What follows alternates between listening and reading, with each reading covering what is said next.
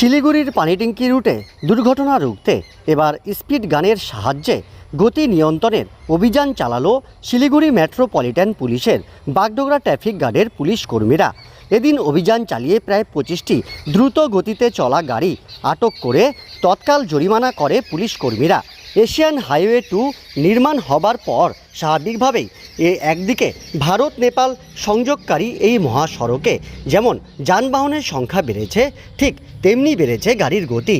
বিশেষ করে নকশালবাড়ি থেকে বাগডোগরা 10 কিলোমিটার পথে ঘন ঘন দুর্ঘটনা ঘটে।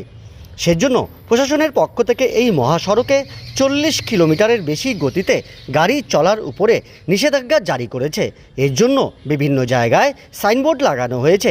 চালকেরা তা সঠিকভাবে মানছেন কিনা তা দেখতে বুধবার সকাল থেকে বাগডোগরার অদূরে সিঙ্গিজোড়া চা বাগানের কাছে স্পিড গানের সাহায্যে গাড়ির গতির উপর নজরদারি চালানো হয়। অত্যাধিক গতিতে চালানোর অপরাধে জরিমানা করা হয়। অভিযোগ, এই মহাসড়কে শিলিগুড়ি পানিট্যাঙ্কি রুটের বাসগুলি দুর্ঘটনার দায় পানিট্যাঙ্কি রুটের বাসগুলির নয়, খড়িবাড়ি গলগলিয়া রুটের বাসগুলির। তাদেরকে পরিবহন দপ্তর থেকে 1 ঘন্টা 10 মিনিট সময়সীমা বেঁধে দেওয়া হয়েছে।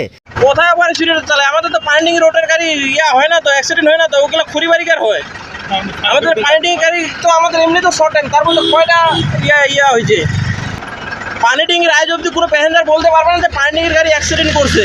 ওগুলো করে খড়িবাড়ি গলগলিয়া।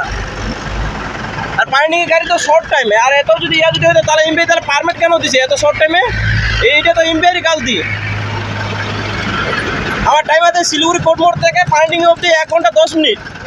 তাহলে আমি এদিকে ব্যবসা করবো না গাড়িটা টানবো? আমাকে তো ব্যবসা করতে লাগবে, গাড়িও টানতে লাগবে।